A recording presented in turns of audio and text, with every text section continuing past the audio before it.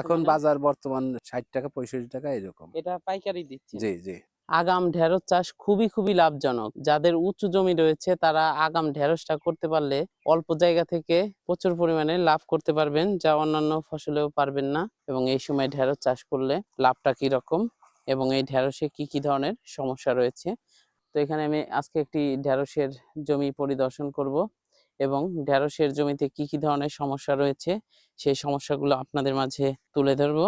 জমিতে অলরেডি আমার কৃষক ভাই রয়েছেন, কৃষক আলামিন ভাই। আমি তার নামটা দিয়েছি কৃষক আলামিন কারণ তিনি একজন অগ্রসরমান এবং খুবই উদ্যমী একজন কৃষক। তো আমাদের কৃষি অফিসের পরামর্শেই সব ধরনের কার্যক্রম করে থাকেন। আদর্শ একজন কৃষক। তিনি আগাম ঢেঁড়সের চাষ করেছেন। তার আগাম ঢেঁড়সের জমিটা পরিদর্শন করব এবং তার সাথেও কথা বলবো যে এখন ঢেঁড়সের বর্তমান বাজারটা কেমন এবং এই সময় ঢেঁড়স চাষ করলে লাভটা কি রকম এবং এই ঢেঁড়সে কি ধরনের সমস্যা রয়েছে। আপনাদের যদি একটু দেখাই, দেখুন উনি ২৮% জমিতে ঢেঁড়স করেছেন। আমার পিছনে দেখতে পাচ্ছেন ওই জায়গা জুড়ে সম্পূর্ণটাই তার ঢেঁড়স। যদিও তিনি সকালে হারভেস্ট করেছেন, এখনো তিনি হারভেস্ট করছেন। কারণ একদিন যদি লেট করে হারভেস্ট করেন সেই ক্ষেত্রে ঢেঁড়সটা পরিপক্ক হয়ে যায়, মানে বাড়তি হয়ে যায়।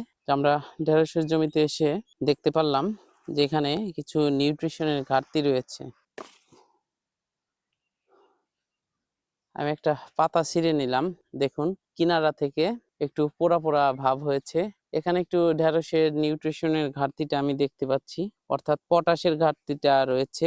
ঢেঁড়স গাছে সবসময় পাতার অপর পিঠটা উল্টে দেখবেন, দেখলেই দেখতে পাবেন এখানে জ্যাসিড এবং অ্যাফিড পোকার আক্রমণটা বেশি হয়। এটি শোষক পোকা, ঢেঁড়সের পাতার রস চুষে খায় এবং কি অনেক ক্ষেত্রে সাদা মাছিরও আক্রমণ হয়।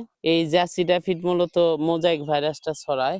এখানে একটা মোজাইক ভাইরাসের আক্রমণ দেখতে পাচ্ছি। দেখুন এই যে পাতাটা কেবল মোজাইক ভাইরাসের আক্রমণ পরিলক্ষিত হচ্ছে। মাঝে ছোপ দাগ। কেমন হয়েছে ঢেঁড়স একটু আপনাদের ঘুরে দেখাই। মাশাআল্লাহ খুবই ভালো ফলন আসছে। দেখুন প্রতিটা ডগার মধ্যে কতগুলো করে ঢেঁড়স আসতেছে। খুবই চমৎকার ফলন আসা শুরু হয়েছে। আগাম ঢেঁড়স চাষ খুবই লাভজনক।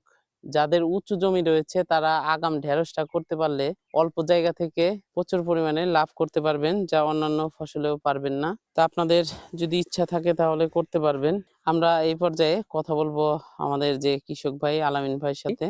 এখন তো আপনি ঢেঁড়স হারভেস্ট করছেন, বিশেষ করে এই ঢেঁড়সের জমিতে জ্যাসিড এবং অ্যাফিড পোকার প্রচুর পরিমাণে আক্রমণ হয়। তো এই জন্য আপনারা সবসময় পরিষ্কার পরিচ্ছন্নতা বজায় রাখবেন, মরা পাতাগুলো সবসময় পরিষ্কার রাখবেন এবং যদি অতিরিক্ত মাত্রায় এই পোকার আক্রমণ হয় সেক্ষেত্রে অনুমোদিত মাত্রায় যে ইমিডাক্লোপিড গ্রুপের কীটনাশক রয়েছে অথবা ম্যাকটিন বেনজয়েড গ্রুপের যে কীটনাশক রয়েছে সেটি আপনারা অনুমোদিত মাত্রায় স্প্রে করে দিবেন। এই ঢেঁড়সে ফল ছিদ্রকারী পোকা তেমন একটা আক্রমণ হয় না। জি। তো তারপরেও যদি আক্রমণ হয় সেই ক্ষেত্রে আমরা স্প্রে করব। জি। এখানে ২৮% জমিতে ঢেঁড়স করেছি। তো প্রায় ২ মাস হয়ে গেছে। জি। এখান থেকে কয়বার হারভেস্ট করেছেন? আমি আজকে হারভেস্ট করছি এই দিয়ে ধর ৪ বার হয়েছে। ৮ কেজি, ১০ কেজি, ১৫ কেজি এরকম করে। প্রথম অবস্থায় তো এইজন্য কম। আস্তে বাড়বে। তো কত করে বাজার যাচ্ছে এখন বর্তমানে? বাজার বর্তমান ৬০ টাকা ৬৫ টাকা এরকম। এটা পাইকারি দিচ্ছেন? জি, জি। আগাম এই ঢেঁড়স করলে লাভটা কিরকম আপনার হয়? আগাম ঢেঁড়স করলে খুবই লাভজনক। ২৭-২৮% জমি থেকে আমি আশা করতেছি মোট ৩.৫ মাসের ভিতরে আমি ৫০,০০০-৬০,০০০ টাকা বিক্রি করব। তাহলে এই যে ৪ বার যে হারভেস্ট করছেন জি। এখানে কত টাকা বিক্রি হয়েছে? ৪ বারে হারভেস্টে ৩ থেকে ৪,০০০ টাকার মতো তো আলামিন ভাইকে ধন্যবাদ জানাচ্ছি। জি।